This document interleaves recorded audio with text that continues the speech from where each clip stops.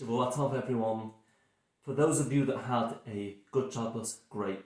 For those of you that found it really difficult, don't worry. We're now moving on to a new week. A week when we're going to have to be really careful.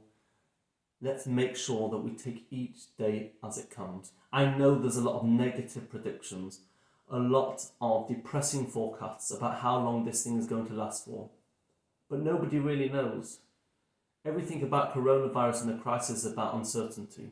Let's harness that to our advantage.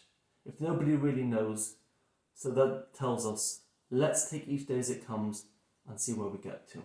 As well as that, research is now coming out how important exercise is in the fight against coronavirus. So this week, let's step it up. Let's not just do slow, nice, gentle walks. Let's really do at least 25 minutes a day of really firm, intense exercise. Number 3, besides for making sure that we have a break from our phones, can we try to just tune in and go to news sites which are reputable and mainstream media? The tabloids send out sensational, sort of terror-gripping headlines. They're designed to have an effect. Let's keep away from all that type of media. Let's stick to the mainstream, and then we're unlikely to get as anxious as we would otherwise. Now tonight, something which I want to work on is a theory which I think we can all agree that when it comes to when we're facing adversity, we can also find opportunities for growth. And at times like this, when we're faced with pain from outside, with news coming in, and stress from inside the home, there's a lot of thorns which are pricking us. But amongst the thorns, as we know, there are the roses. And the roses in this situation is what we do have.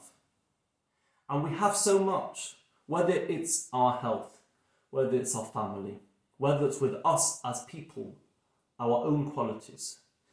And we have to try and really focus on the roses.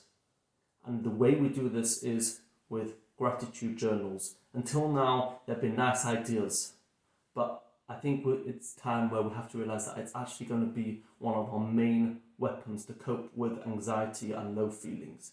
So there's 3 things we can do.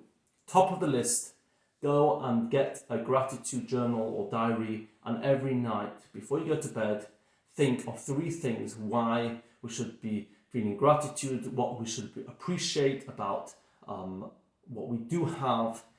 And within those 3, please include something what you should appreciate about yourself, whether it's something you've done, something good that you've done that day, or something good about your own personality.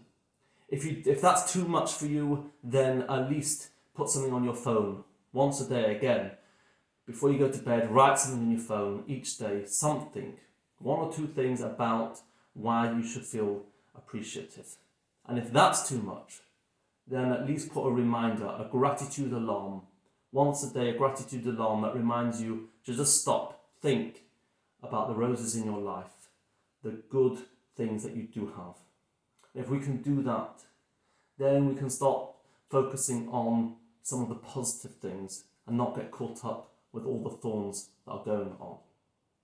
Now, the last week, I'm sure some of you have got a lot of stories about some of your successes and some of the things you learned. It would be great if you could share them and we could put them on the website, of course anonymously, and please send me emails, because inspiration and personal acts of success is what's going to help us along. I wish you a good night, a Shabbat Tov, and I'll see you tomorrow.